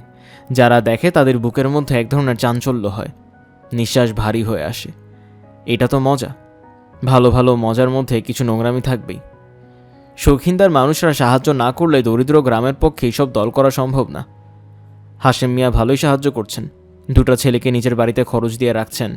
ড্যান্স মাস্টারকেও রাখছেন। 10,000 টাকা তার গেছে শুধু ছেলে 2টার জন্য। ড্যান্স মাস্টারের জন্য 3,000 সিগারেটের খরচ আলাদা। ড্যান্স মাস্টার মকবুল খাঁ মাসে সিগারেটই খাচ্ছে 1000 টাকার। নারকেল কোড়া শেষ করে আসমানে উঠে দাঁড়ালো। গুড় আসুক তখন ভালো মতো ছেলেকে খেতে দেবে। এখন সংসারের অন্য কাজকর্ম দেখতে হবে। সুলেমান ছাড়াও তার 4টা সন্তান আছে। বড়টা নেত্রকোনায় এক চায়ের দোকানে কাজ করে, মাসের শেষে 70 টাকা হাত খরচ পায়। আর 2টা যমজ বাড়িতে থাকে না, সারাদিন ঘুরে বেড়ায়, শুধু ভাত খাবার সময় উকি দেয়। ভাত সব সময় থাকে না, তারা তাতে বিচলিত হয় না, কিছুক্ষণ অপেক্ষা করে চলে যায়। আসমানের সর্বকনিষ্ঠ সন্তানটিই মেয়ে। সে সারা বছর রোগে ভুগে, এখনও জ্বর উঠেছে, শুয়ে আছে বিছানায়। সুলেমানের ব্যাপারে সে অস্থির বলে মেয়ের খোঁজে সারাদিন একবারও নেওয়া হয়নি। জ্বর বেড়েছে কিনা সে জানে না, হয়তো বেড়েছে, বাড়লেও মেয়ে কিছু বলবে না। তার ছেলেমেয়েরা বড়ই লক্ষ্মী। শুধু সুলেমানের মেজাজ ভালো না, সে অল্পতেই রেগে যায়, চিৎকার চেঁচামেচি করে। তার স্বভাব চরিত্র অদ্ভুত। আসমানি ছেলের দিকে তাকিয়ে ভয়ে ভয়ে ডাকল, ও সুলেমান। সুলেমান ঘাড় ঘুরিয়ে তাকালো। কি সুন্দর চেহারা, কি সুন্দর চোখ। চোখের দিকে তাকালেই মায়ায় মনটা উদাস হয়। আসমানি বলল, কার্তিক মাসে রোদ বালা না রে বাপধন। সুলেমান কিছু বলল না, বড় বড় চোখে তাকিয়ে রইল। আসমানি স্বস্তি বোধ করল। সে ভেবেছিল ছেলে আবারও রেগে যাবে। মুড়ি খাবি? দেও। গুড় নাই, খালি নারকেল আর মুড়ি। আচ্ছা। আসমানি এক বাটি মুড়ি সামনে রাখল। সুলেমান মুড়ি চিবুচ্ছে, কুটকুট করে খাচ্ছে। কি সুন্দর লাগছে। মা, কি রে ময়না? আমি বাড়ির থাকমু, গানের দলে যামু না। আসমানি মনে মনে বলল, আচ্ছা। লোকে আমারে নিয়া কুকথা কয়, হাসে। আমি বলবো তোর বাপরে। বলেই মনে মনে দীর্ঘ নিঃশ্বাস ফেলল। উপায় নেই, সুলেমানকে যেতেই হবে। বায়নার 2000 টাকা নেওয়া হয়ে গেছে, আরও টাকা আসবে। সংসার টাকাগুলির জন্য হাঁ করে আছে। আসমানি ছেলের মাথায় হাত রাখল। ছেলে ঝটকা মেরে মার হাত সরিয়ে দিল। আসমানি সাহস পেয়ে ছেলের গায়ে হাত বুলিয়ে দিল। সুলেমান তখনও কিছু বলল। তার বড় বড় চোখ শুধু ঝাপসা হয়ে আসতে শুরু করল। আসমানির মনে হলো ছেলে তার কথা বিশ্বাস করে ফেলেছে। সে হয়তো ভাবছে মা তাকে পাঠাবে না। হাশেম মিয়া সুলেমানকে দেখে অত্যন্ত খুশি হয়েছেন। ঘেটু দলের জন্য এরকম সুন্দর ছেলেই দরকার। ড্যান্স মাস্টার সুলেমানকে মেয়েদের পোশাক পরিয়ে দিয়েছেন। ঠোঁট লিপস্টিক দিয়ে লাল টুকটুক করা হয়েছে, নারকেল মালা দিয়ে বুক উঁচু করা, সুলেমানের লম্বা চুল বেনি করা। বুক দুটো কেমন উঁচু হয়েছে, আর একটু কম হলে মানানসই হতো। তবুও সুন্দর লাগছে, খুব সুন্দর। এত সুন্দর লাগছে যে চোখ ফেরানো যায় না। হাশেম মিয়া ড্যান্স মাস্টারের দিকে তাকিয়ে বললেন, গলা কেমন? গলা খুবই চমৎকার। সুলেমান, দেখি একটা গান শোনা। সুলেমান রিন রিনে গলায় গান ধরল। গান গাইতে গাইতে সুলেমান শাড়ি খোলার ভঙ্গি করল। হাশেম মিয়া বললেন, মধু মধু কাছে আয়। সুলেমান কাছে এগিয়ে এলো। হাশেম মিয়া তার গাল টিপে আদর করলেন। হাশিম মিয়ার স্ত্রী সন্ধ্যা থেকে লুকিয়ে লুকিয়ে কাঁদছে। ঘেটু নাচের ছেলে বাড়িতে থাকতে এলে বাড়ির মেয়েরা চোখের জল ফেলে। এই নিয়ম ঘেটু নাচের মতোই প্রাচীন নিয়ম। হাশেম মিয়ার সুন্দরী স্ত্রী কেঁদে নিয়ম রক্ষা করে, কারণ শৌখিনদার মানুষরা ঘেটু নাচের বালকদের বড়ই পছন্দ করে। শৌখিনদার মানুষ যখন রাতে স্ত্রীর সঙ্গে ঘুমোতে আসে, তখন ঘেটু বালককেও সঙ্গে নিয়ে আসে। সেই বালক রাতে স্বামী স্ত্রীর মাঝখানে ঘুমায়। এখন পড়ে শোনাচ্ছি এই উপন্যাসের পরবর্তী গল্প, আঙুল।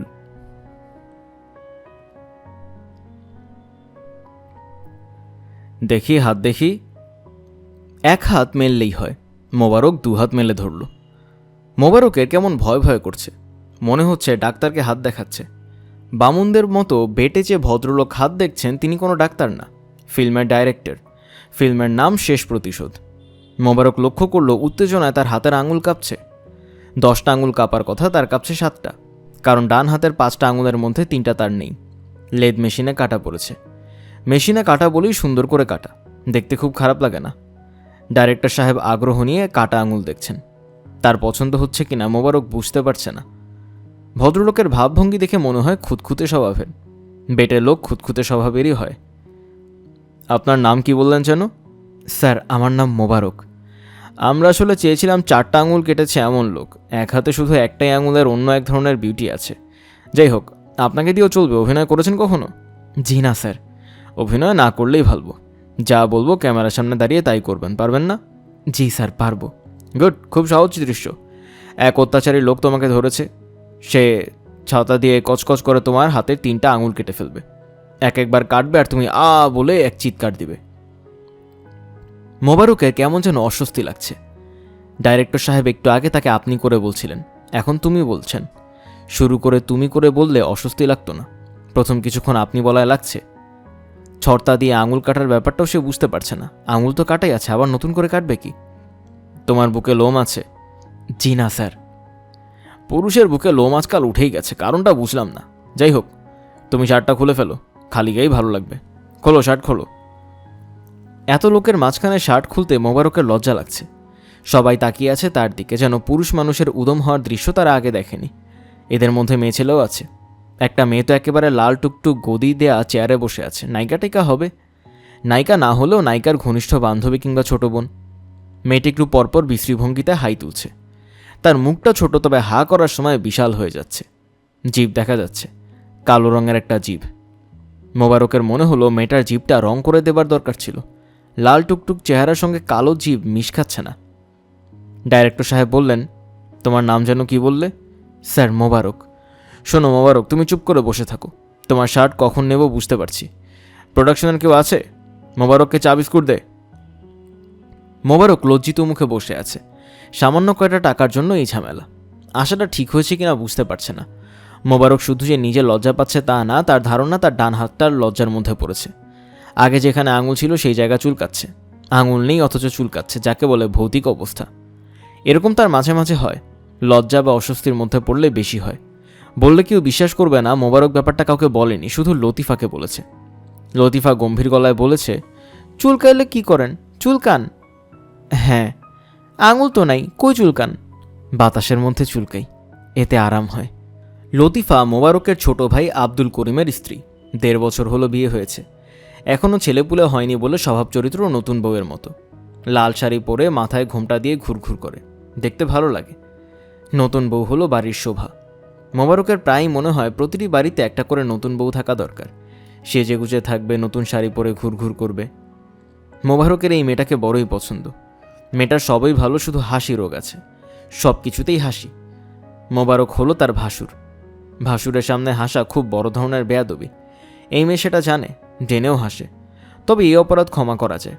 সব ভালো জিনিসে খুঁত থাকে, সোনায় থাকে গিল্টি, চন্দ্রে কলঙ্ক, কি আর করার।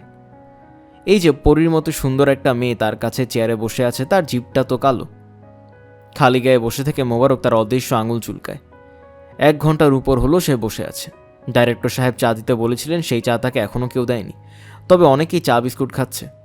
মোবারক খুব ভালো করে চারদিক দেখার চেষ্টা করছে। বাসায় গিয়ে এক ফাঁকে লতিফাকে বলতে হবে। বেচারি ছেলে মানুষ এইসব জিনিসে মজা পাবে। অতি ভালো একটা মেয়ে। ভাসুরের সামনে 2-1টা ছোটোখাটো বেয়াদবি করে ফেলে। বয়স কম বলেই করে। সব কিছু ধরলে সংসার চলে না। কিছু ধরতে হয়, কিছু ছাড়তে হয়। তাছাড়া এই জামানায় কয়টা মেয়ে তার ভাসুরকে খাতির করে? সেই ভাসুর কাজের ভাসুর হলো একটা কথা ছিল। মোবারক হলো অকাজের ভাসুর। ছোট ভাইয়ের ঘাড়ে বসে খাচ্ছে, দাচ্ছে, ঘুমাচ্ছে। তাকে খাতির করার কি আছে? এইসব ক্ষেত্রে উল্টোটা হয়। ছোট ভাইকে এবং তার স্ত্রীকে খাতির করে চলতে হয়। সবসময় খেয়াল রাখতে হয় এরা যেন বেজার না হয়। আব্দুল করিমের ব্যাপারে মোবারক যে তা করে না তাও না, করে, নিজের অজান্তেই করে। করার পর মনটা খারাপ হয়ে যায়, নিজের উপর রোগে গা জ্বলে যায়। গত সোমবারে রহমানিয়া হোটেলের সামনে দাঁড়িয়ে সে সিগারেট টানছিল। হঠাৎ দেখে আব্দুল করিম বাজার করে ফিরছে। দেখা মাত্র সে হাতের সিগারেট ফেলে দিল। কী কাণ্ড! নিজের ছোট ভাই, তাকে দেখে সে সিগারেট ফেলবে কেন? ভাগ্যিস আব্দুল করিম ব্যাপারটা দেখেনি, দেখলে একটা লজ্জার ব্যাপার হতো। দীর্ঘদিন চাকরি বাকরি না থাকলে মন ছোট হয়ে যায়। তখন মানুষ ছোট ভাইকে দেখে সিগারেট ফেলে দেওয়ার মতো কাণ্ডকারখানা করে বসে। তার মন যে ছোট হয়ে গেছে এটা মোবারক জানে। কিছুটা ছোট হয়ে থেমে গেলে হতো, থামছে না। যতই দিন যাচ্ছে ততই ছোট হচ্ছে। বিশ্রী ব্যাপার। আব্দুল করিমকে দেখলে ইদানিং তার কেমন জানি ভয় ভয় করে। চোখের উপর চোখ পড়লে নিজের অজান্তেই চোখ নামিয়ে নেয়। অবশ্য আব্দুল করিমের কথাবার্তার ধরনা এখন বদলে গেছে। আগে গলার স্বর চিকন ছিল, এখন মোটা হয়ে গেছে। কথা বলার সময় ভুল তালে পা নাচায়। কিছুদিন হলো চোখে আবার চশমা পড়েছে। মোবারকের ধারণা এইসব হয়েছে বিয়ের কারণে। বিয়ে করলে পুরুষ মানুষ বদলাবেই। তার উপর বউ যদি সুন্দরী হয় তাহলে তো কথাই নেই। নতুন বিয়ে করা পুরুষদের প্রধান কাজই হলো বউকে দেখানো যে সে একটা বিরাট কিছু। কাজেই যে পুরুষের গলা চিকন সে অনেক কষ্ট করে মোটা গলায় কথা বলে। আশেপাশের সবার দিক এমন করে তাকায় যেন তারা কেউ মানুষ না, সে একাই মানুষ। শুধু মানুষ না, জ্ঞানী মানুষ। সেদিন খাবার টেবিলে বসে আব্দুল করিম জ্ঞানীদের মতো কথা বলল। প্রথম কিছুক্ষণ পা নাচালো, প্রথমে ডান পা, তারপর বা পা, তারপর দুটাই একসঙ্গে। পা নাচানোর পর গলা খাকারি দিল, গলা পরিষ্কার করে নিল। অপরিষ্কার গলায় তো আর জ্ঞানের কথা বলা যায় না। গলা পরিষ্কার হবার পর বলল, লতু, চশমাটা দেখি। আদর করে লতিফাকে লতু ডাকা। স্ত্রীকে আদর করে ডাকবে না তো কাকে ডাকবে? লতু ফতু যা ইচ্ছা ডাকুক, কিন্তু বড় ভাইয়ের সামনে ডাকবে কেন? আদব কায়দার একটা ব্যাপার আছে না? তাছাড়া স্ত্রীর সামনে যে ভঙ্গিতে সে কথা বলছে সেটা তো আদবের বড় খেলাফ। চশমা চোখে দিয়ে চশমার ফাঁক দিয়ে তাকিয়ে কথা বলা। আরে বেটা, তুই কি কলেজের প্রিন্সিপাল নাকি? তুই হলি সাব রেজিস্ট্রার অফিসের কেরানি। চশমার ফাঁক দিয়ে তোর কথা বলার দরকার কি? আর গলা মোটা করবারও বা দরকার কি? তোর যেমন গলা তুই তেমন গলায় কথা বলবি। এরকম মোটা গলায় বেশি দিন কথা বললে তো গলায় ক্যান্সার ফ্যান্সার হবে। মোবারক অবশ্য ভাইয়ের সব কথা মাথা নিচু করে শুনল। ভাইজান, আর কতদিন এভাবে বসে বসে থাকবেন? কিছু একটা করা দরকার। 3টা আঙুল কাটা গেছে, তার জন্য তো আপনি অচল হয়ে পড়েননি। হাত নেই এমন মানুষও কাজ করে খাচ্ছে, ভিক্ষা করে খাচ্ছে। তুই কি চাস তোর বড় ভাই ভিক্ষা করে তোর মান থাকবে? বেঙ্গল টুলস যে আপনাকে 10,000 টাকা কম্পেনসেশন দিবে বলেছিল, তার কি হলো? সেই টাকাটা পেলেও তো একটা ব্যবসা শুরু করতে পারতেন। ওরা টাকাটা কবে দেবে কিছু বলেছে? দিন তারিখ কিছু বলে নেই। দিবে তো, নাকি দিবে না? দিবে। গা ছেড়ে বসে থাকলে কি আর দিবে? ওদের তাগাদা দিতে হবে, রোজ গিয়ে বসে থাকতে হবে। দিনরাত ঘরে বসে থাকায় কোনো লাভ নেই। লতু, পান দাও তো। লতিফা পান আনতে যাচ্ছে, ইফাকে মোবারক উঠে পড়ল। পান খাওয়ার সময় সে সামনে থাকতে চায় না। তখন আব্দুল করিম একটা বিশ্রী ব্যাপার করে। সেই বিশ্রী ব্যাপার দেখতে খারাপ লাগে। লতিফা যখন পান এনে দেয় তখন গদগদ ভঙ্গি করে আব্দুল করিম হাঁ করে। আব্দুল করিমের মুখ ছোট, কিন্তু মুখের কাঁটা বিরাট বড়। হাঁ করা মুখ বড় বিশ্রী দেখায়। লতিফাকে সেই হাঁ করা মুখে পান ঢুকিয়ে দিতে হয়। এই ব্যাপারগুলো আগে সে আড়াল করত, ইদানিং মোবারকের সামনেই করছে। মোবারকের ধারণা আজকাল তাকে তার ছোট ভাই মানুষ হিসেবে গণ্যই করছে না, কুকুর বিড়াল ভাবছে। কুকুর বিড়ালের সামনে মানুষ লজ্জা করে না। আব্দুল করিম বাবা করবে কেন? ভাইজান, আপনি টাকাটা উদ্ধার করার চেষ্টা করেন। আচ্ছা, টাকাটা পেলে আমিও কিছু দিব। 2টা মিলে একটা দোকান টোকান দেন। আপনার বয়সও তো কম হয়নি, থিতু হয়ে ঘর সংসার করতে হবে না? পান চলে এসেছে। আব্দুল করিম চোখ বন্ধ করে হাঁ করল। লতিফা মুখে পান ঢুকিয়ে দিল। পান খেতে খেতে বলল, বুঝলেন ভাইজান, আপনার যদি মেট্রিকটাও পাশ থাকতো, আমাদের অফিসে একটা ব্যবস্থা করে দিতাম। অফিসে এই জুনে লোক নিচ্ছে। আমাদের সাব রেজিস্ট্রার সাহেব বলতে গেলে আমার কথায় উঠেন বসেন, মুন্সিগঞ্জ বাড়ি, অতি অমায়িক। মোবারক বুঝতে পারে সবই বউকে শোনানোর জন্য চাল দেয়া কথা। কত বড় লায়েক হয়ে গেছে, মুখের কথায় কথায় চাকরি হয়ে যায়। সাব রেজিস্ট্রার তার মাথায় উঠে বসে। সাব রেজিস্ট্রারের তো আর খেয়ে দেয়া কাজ নেই, কেরানির কথায় উঠবস করা একমাত্র কাজ। তুই হলি ড্রিল মাস্টার, তোর কথায় উঠবস করবে ফাজিলের ফাজিল। ভাইজান, আপনি বেঙ্গল টুলসকে চাপ দিয়ে ধরবেন। কম্পেনসেশন দেবে না মানে তার বাপ দিবে। তেমন ঝামেলা করলে আমার লোক আছে, মেয়েরা তক্তা বানায় দিব। শুধু তক্তা না, প্রয়োজনে তক্তায় বার্নিশ দিয়ে দিব। এটা হলো আব্দুল করিমের রসিকতা। বিয়ের পর সে আবার রসিকও হয়েছে। রসিকতা করে নিজেই হা হা হি হি করে হাসে।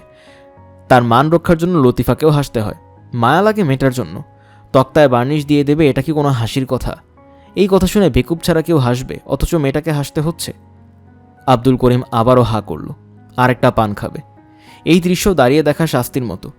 মোবারক চলে যেতে ধরেছে। আব্দুল করিম বলল, ভাইজান একটা কাজ করেন, আমাকে 1 প্যাকেট সিগারেট এনে দেন। সিগারেট শেষ হয়ে গেছে। লতু, টাকা এনে দাও। 50 টাকার একটা নোট দাও। 5 আনবেন। মোবারক জানে সংসারে কাঁচা পয়সা আসতে শুরু করেছে। কেরানি 5 সিগারেট খায় না। আব্দুল করিম ইদানিং খাচ্ছে। একটা ক্যাসেট প্লেয়ারও কেনা হয়েছে, নীল কাপড়ের ঢাকনি দিয়ে সেটা ঢাকা থাকে। অদ্ভুত অদ্ভুত সময় সেই ক্যাসেট প্লেয়ার বেজে ওঠে। কয়েকদিন আগে রাত 3টার সময় ক্যাসেট প্লেয়ার বেজে উঠল। ছোট ভাইয়ের জন্য সিগারেট কিনতে দোকানে যাবার মধ্যে এক ধরনের অপমান আছে, মন ছোট হয়ে যায়। কিন্তু উপায় কি? মোবারক জানে সিগারেট কেনার মধ্যেই অপমানের শেষ না, আরও খানিকটা বাকি আছে। সিগারেট কেনার পর 50 টাকা থেকে 2 টাকা ফেরত আসবে। আব্দুল করিম উদাস ভঙ্গিতে বলবে, টাকা ফেরত দিতে হবে না, রেখে দেন। তাকে দেখে দেখে লতিফাও শিখবে। সকালে বাজার করে আনার পর বলবে, বাড়তি পয়সা ফেরত দিতে হবে না, রেখে দেন। তার টাকা পয়সার দরকার অবশ্যই আছে। 1-2 টাকাও কম কিছু না। 2 টাকায় 1 প্যাকেট আকিজ বিড়ি পাওয়া যায়। তারপরেও লজ্জা লাগে। এই যে সে খালি গায়ে বসে আছে, এটাও একটা লজ্জারই ব্যাপার। কখন না কখন ক্যামেরার সামনে নিয়ে যাবে, তার জন্য সকাল থেকে খালি গায়ে বসে থাকার দরকার কি? এমন তো না যে তার শার্ট খুলতে 1 ঘন্টা লাগে। বলবে আর সে ফট করে খুলে ফেলবে। অনেক বেলা হয়েছে, খিদে জানান দিচ্ছে। এক জায়গায় বসে থাকলে খিদে বেশি লাগে, কাজের মধ্যে থাকলে খিদেটা ভুলে থাকা যায়। কাজ আর কোথায়? মোবারকের মনে হচ্ছে সিনেমা লাইনের একমাত্র কাজই হলো বসে থাকা। বেশিরভাগ মানুষই বসে আছে। পুতুলের মতো লাল টুকটুক মেয়েটাও তার মতোই সকাল থেকে চেয়ারে বসা। এরা মনে হয় এক ফাঁকে খেয়ে এসেছে। অনেকের মুখেই পান। পুতুল পুতুল মেয়েটাও পান খাচ্ছে। পান খাওয়ার জন্য তার জিভটা লাল হবে কিনা কে জানে। এক ফাঁকে দেখতে হবে। মেয়েটার নাম এখন মোবারক জানে, নাম হলো কুমকুম। মেয়েটার স্বামী তাকে আদর করে কি ডাকবে? কুম। মোবারকের ডান হাতের কাটা পড়ে যাওয়া আঙুল চুলকাচ্ছে। কোনো একজন ডাক্তারের সঙ্গে ব্যাপারটা নিয়ে আলাপ করলে হয়। বাড়ির সতীশ ডাক্তার আছে, LMF হলেও ভালো ডাক্তার, MB ডাক্তারের চেয়ে ভালো। তাকে বললে সে কি চুলকানির কোনো ট্যাবলেট ফ্যাবলেট দেবে? সতীশ ডাক্তারের সঙ্গে তার আলাপ আছে। রাস্তায় দেখা হলে জিজ্ঞেস করেন, কি মোবারক, খবর কি? তোমার ভাইয়ের অ্যাসিডিটি কমেছে? ভাজা পোড়া কম খেতে বলবে। মোবারক অত্যন্ত বিনয়ের সঙ্গে বলে, জি আচ্ছা বলবো। যদিও সে ভালো মতোই জানে বলার প্রশ্নই আসে না। সব ছোট ভাইদের উপদেশ দেয়া যায় না। কিছু কিছু ছোট ভাই আছে যাদের কাছ থেকে শুধু উপদেশ শুনতে হয়। কিছু কিছু ছোট ভাই আছে যাদের তুমি করে বলতে অস্বস্তি লাগে। মোবারক তো একবার আপনিই বলে ফেলেছিল, কি লজ্জার ব্যাপার। তবে আব্দুল করিম অন্যমনস্ক ছিল বলে বুঝতে পারেনি। হয়েছে কি, আব্দুল করিম ইউরিন টেস্ট করাবে। পেচ্ছাপ ভর্তি শিশি মোবারকের হাত দিয়ে বলল, সাবধানে নিয়ে যান, রাস্তায় যেন না ভাঙে। মোবারক ঘাড় কাত করে বলল, জি আচ্ছা। ছোট ভাইকে আপনি করে বলার লোকে শুনলে ছিছি করবে। তবে দিনে দিনে অবস্থা যা দাঁড়াচ্ছে তাতে মনে হয় খুব শিগগিরই সে আপনি বলা শুরু করবে। কেলেঙ্কারি কাণ্ড হবে। বাড়িঘর ছেড়ে চলে গেলে কেমন হয়? বিছানা বালিশ নিয়ে হাঁটা দেয়া, কিছু ব্যবস্থা কি আর হবে না? রেল স্টেশনে গিয়ে শুয়ে থাকা, সরকারি জায়গা, কারো কিছু বলার নেই। তবে লোক জানাজানি হবে, তাতে আব্দুল করিমেরই অপমান। নিজের ছোট ভাই, তার অপমানে হাত দেওয়া যায় না। তাই তেমন খারাপ কিছুও না। 3 বছর ধরে তো তার ঘাড়ে বসেই খাচ্ছে। এখনও তো বাড়ি থেকে বের করে দেয়নি। দুজনের আলাদা সংসারে কত মজা। মোবারকের কারণে তাদের সেই মজা হচ্ছে না। ওদের দিকটাও তো দেখতে হবে। রাত 10টার পর থেকে ক্ষুধায় মোবারক চোখে অন্ধকার দেখতে লাগলো। তার মনে হচ্ছে গত কয়েক বছর এমন খিদে তার লাগেনি। খিদের চোটে মাথার ভেতর পর্যন্ত ভৌ ভৌ শব্দ হচ্ছে। তার পাশে রাখা সবুজ শটটায় কেউ লবণ মাখিয়ে দিলে সে সবজি মনে করে খেয়ে ফেলতে পারে, এমন অবস্থা। লাল টুকটুক মেয়েটাও চলে গেছে। মোবারকের অংশটা কখন হবে সে বুঝতে পারছে না। ডিরেক্টর সাহেব একবার কিছুক্ষণের জন্য তার সামনে দাঁড়িয়েছিলেন। সে ইচ্ছে করলে তাকে জিজ্ঞেস করতে পারত, সাহসে কুলায়নি। কারণ তাকে দেখাচ্ছিল পাগলদের মতো। তার নাকি প্রেশারের সমস্যা আছে। কিছুক্ষণ আগে মাথায় পানি ঢেলেছেন, চুল বেয়ে এখনও ফোটা ফোটা পানি পড়ছে, চোখ লাল। এরকম অবস্থায় কিছু জিজ্ঞেস করা যায় না। মোবারকের বাথরুমও পেয়েছে। মনে হচ্ছে পেতলের বড় কলসিতে 1 কলসি পানি পেটে জমা হয়েছে। জায়গা ছেড়ে যেতে সাহসে কুলাচ্ছে না। কখন তার ডাক পড়বে কিছু বলা তো যায় না। 1200 টাকা নগদই পাওয়ার কথা। যে তাকে এনে দিয়েছে সে তাই বলেছে। 1200 টাকা পেলেও 200 টাকা তাকে কমিশন দিতে হবে। হাতে থাকবে 1000, সেটাও বা কম কি? একটা লোক সারাদিন মাটি কেটে পায় 60 টাকা, আর সে বলে একটা চিৎকার দিয়ে পাবে 1200 টাকা। বিশ্বাস হতে চায় না। তবে ফিল্মের সব ব্যাপারই তো অবিশ্বাস্য। হতেও পারে, দেখা যাক। টাকাটা পেলে লতিফাকে একটা শাড়ি কিনে দিতে হবে। বিয়েতে কিছু দেয়নি, অথচ সে হলো ভাসুর। 1000 খানিক টাকায় সোনার কিছু পেলে তাই দিত। শাড়ি তো আর থাকবে না, সোনাটা থাকবে। নিজের মেয়েদের গল্প করতে পারবে, এটা আমার ভাসুর দিয়েছেন। মেয়েরা এই জাতীয় গল্প করতে খুব পছন্দ করে। কোন গয়না কে দিয়েছে এটা তাদের 100 বছর পরেও মনে থাকে। রাত 12:30টার সময় ডাইরেক্টর সাহেব তার কাছে এসে বললেন, কি যেন নাম তোমার? স্যার মোবারক। শোনো মোবারক, তোমার অংশটা আজ হচ্ছে না। কবে হবে স্যার? বলা যাচ্ছে না, নাও হতে পারে। বিগ স্ক্রিনে আঙুল কাটাকাটি ভালো লাগবে না। যাই হোক, তুমি তোমার ঠিকানা রেখে যাও, প্রয়োজনে খবর দিব। প্রোডাকশনে কে আছে এখানে? মোবারকরে রিক্সা ভাড়া দিয়ে দে। স্টুডিওর গেট থেকে বেরুতে বেরুতে 1টা বেজে গেল। টাউন সার্ভিস বন্ধ। হেঁটে বাসায় ফেরা ছাড়া উপায় নেই। রিক্সা ভাড়া পাওয়া যায়নি। যার দেবার কথা সে গম্ভীর মুখে বলেছে, সব বড় নোট, ভাঙতি নাই, আরেকদিন এসে রিক্সা ভাড়া নিয়ে যাবেন। মোবারকের পকেটে 2টা মাত্র টাকা। হাঁটা ছাড়া উপায় কি? প্রায় 4 মাইল পথ। বাসায় ফিরতে ফিরতে রাত 3টা। এত রাতে ঘুম ভাঙানো ঠিক হবে না। আব্দুল করিমের আবার ঘুমের অনেক নিয়মকানুন আছে। একবার ঘুম ভাঙলে আর ঘুম আসে না। রাত 3টায় বাড়ি ফেরাটা সে কীভাবে নেবে সেটাও একটা কথা। রেল স্টেশনে রাত কাটিয়ে ভোরবেলা বাড়ি ফেরাই সবচেয়ে ভালো, কিন্তু খিদেটা অসম্ভব, কষ্ট দিচ্ছে। বাসায় ফিরে 4টা ভাত না খেলেই না। লতিফা ঠান্ডা করকরা ভাত দেবে না, ভাত তরকারি সব গরম করবে, লেবু থাকলে লেবু কেটে দেবে। একবার সে কাঁচামরিচ চেয়েছিল, ঘরে কাঁচামরিচ ছিল না, সে শুকনো মরিচ পুড়িয়ে তেল দিয়ে মেখে দিয়েছে। এটা কোনো মেয়ে করে না, লতিফা করে।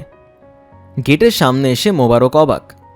বারান্দায় বাতি জ্বলছে, আব্দুল করিম বসে আছে বারান্দায়, তার পাশে লতিফা। মোবারককে দেখে আব্দুল করিম কিছু বলল না, উঠে ভেতরে চলে গেল।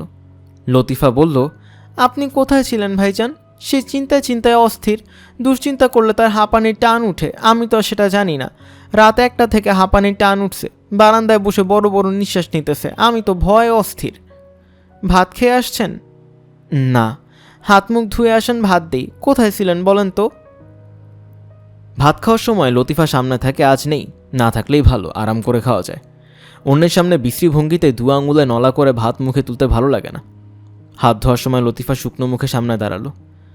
ভাইজান, ওর হাঁপানির টানটা তো কমতেছে না, কেমন কেমন করে যেন শ্বাস নেয়। আমার তো খুব ভয় লাগতেছে, আপনি একটু এসে দেখে যান। আসতেছি, তুমি কোনো দুশ্চিন্তা করবা না, ওর এটা পুরানো অসুখ। ছোটবেলায় কত হয়েছে। একবার হইল কি, স্কুলের কিছু দুষ্ট ছেলে আমাকে ধরে খুব মাইর দিল, নাক দিয়ে রক্ত রক্ত বের হয়ে বিশ্রী অবস্থা। তাই দেখে করিমার হাঁপানির টান উঠে গেল, এখন তখন অবস্থা। তাকে নিয়ে গেলাম সদর হাসপাতালে, চিন্তা করো অবস্থা। ভাইয়ে ভাইয়ে রক্তের বন্ধন তো, এই কারণে এরকম হয়। আব্দুল করিমের অবস্থা আসলেই খারাপ, শো শো শব্দ করে শ্বাস নিচ্ছে। মোবারককে দেখে সে চিচি করে ডাকলো, ভাইজান। কথা বলিস না, চুপ করে শুয়ে থাক, আমি সতীশ ডাক্তারকে নিয়ে আসি। অনেকদিন পর ভাইকে তুই বলল। তুই বলতে গিয়ে তার গলা ব্যথা করতে লাগলো। রাস্তাঘাট ফাঁকা, ফাঁকা রাস্তায় মোবারক এগুচ্ছে। তার কাটা আঙুলের চুলকানিটা এখন নেই। সতীশ ডাক্তারের সঙ্গে ব্যাপারটা নিয়ে আলাপ করতে হয়। বড়ই রহস্যময় ব্যাপার, জগৎটাই রহস্যময়। এই অঞ্চলের সবকটা স্ট্রিট লাইট নষ্ট। শেষ রাতের চাঁদের আলোয় চারদিক আবছা আবছা দেখাচ্ছে। কলঙ্ক ভরা চাঁদের আলো এত সুন্দর কেন? এই ধরনের উচ্চ শ্রেণীর দার্শনিক চিন্তা করতে করতে মোবারক লম্বা লম্বা পা ফেলছে। দার্শনিক চিন্তার কারণেই বোধহয় তার চোখ একটু পরপরই জলে ভিজে যাচ্ছে। আমার নাম সুনু মিয়া। গলার স্বরে বিস্মিত হয়ে তাকালাম। চাপা হিসহিসে গলা। সর্পকুলের কথা বলার ক্ষমতা থাকলে হয়তো এভাবেই কথা বলতো। তবে আমার পাশে যে দাঁড়িয়ে এসে সাপ না, মানুষ, ছোটোখাটো একজন মানুষ। গায়ে চকচকে শার্ট, সেই শার্ট প্যান্টের ভেতর ইন করানো, পায়ে অবশ্যই স্পঞ্জের স্যান্ডেল।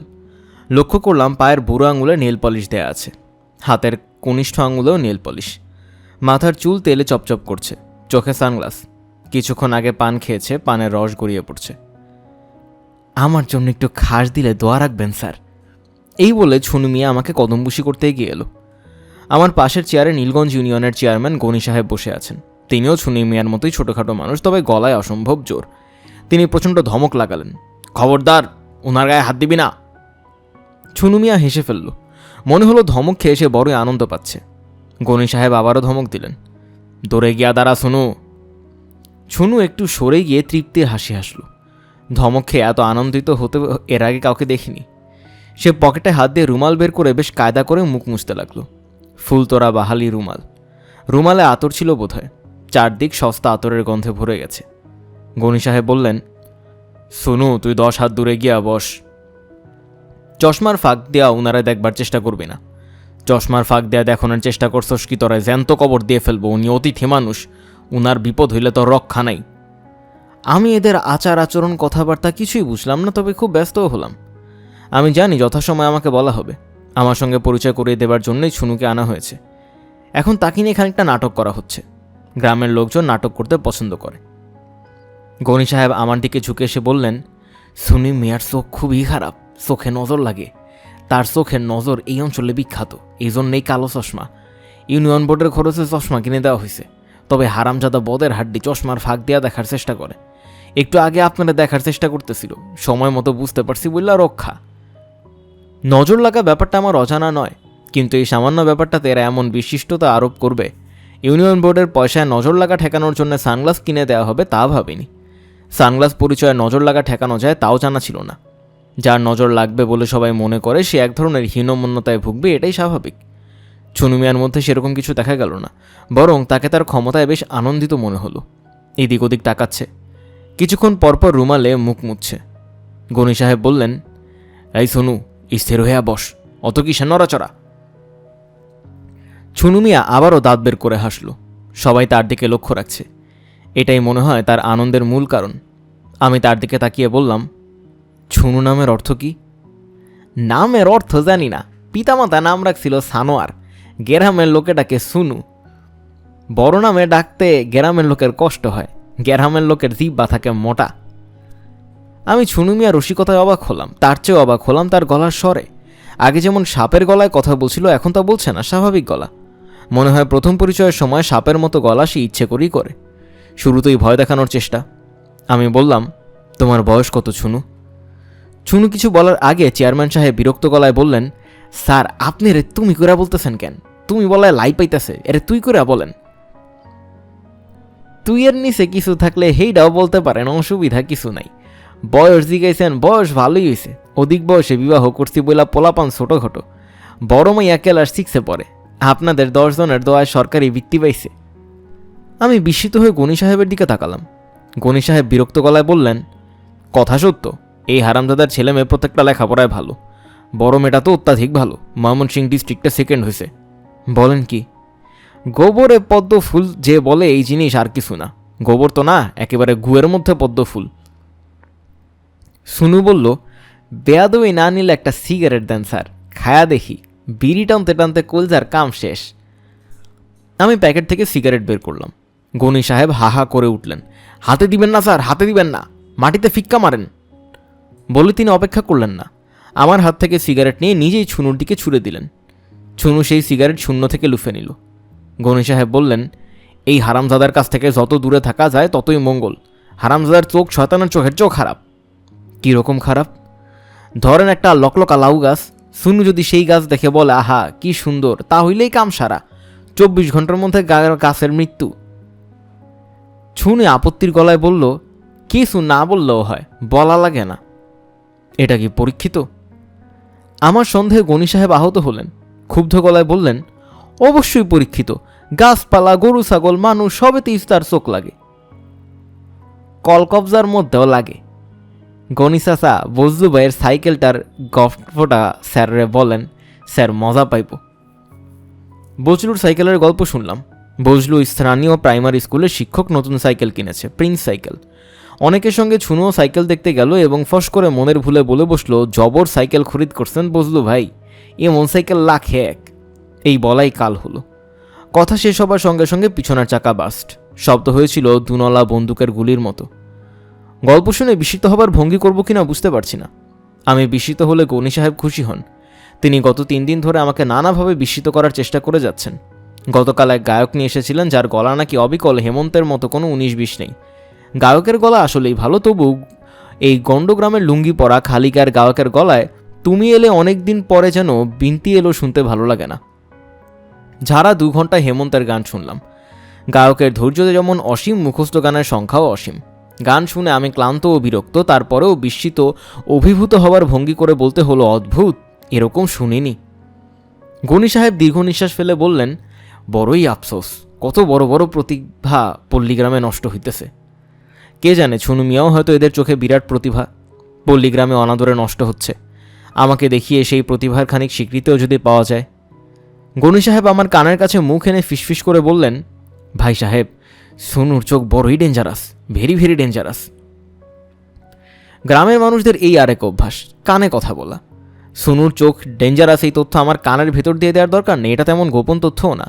এমন না যে ছুনু এই গোপন সংবাদ দিয়ে দেয় আহত হবে। ছুনু এই খবরে খুশি হয় বলেই আমার ধারণা। সে যে একজন ডেঞ্জারাস ব্যক্তি তা প্রমাণ করার জন্য ছুনুর নিজের ব্যস্ততাও কম না। গণি সাহেবের চেয়ে সে বেশি বললেই তো মনে হচ্ছে। ছুনু বলল, বিয়া বাড়ির গফটা করেন স্যার, মজা পাইব, বড়ই মজার গফ। মজা পাবার জন্য আমি তেমন অস্থির ছিলাম না, তারপরেও বিয়ে বাড়ির গল্প শুনতে হলো। 3 বছর আগের ঘটনা। এই গ্রামেরই এক মেয়ের বিয়ে হচ্ছে। বর আসছে পালকিতে। পথে ছুনুর সঙ্গে দেখা। ছুনু পালকি দেখে মুগ্ধ হয়ে বলে ফেলল, মেলা দিন পর পালকি দেখলাম, বড়ই সৌন্দর্য। ছুনুর কথা শেষ হবার আগেই পালকি ভেঙে ধান খেতে পড়ে গেল। সেখানে আবার 1 হাঁটু পানি। নতুন বর কাদায় পানিতে মাখামাখি।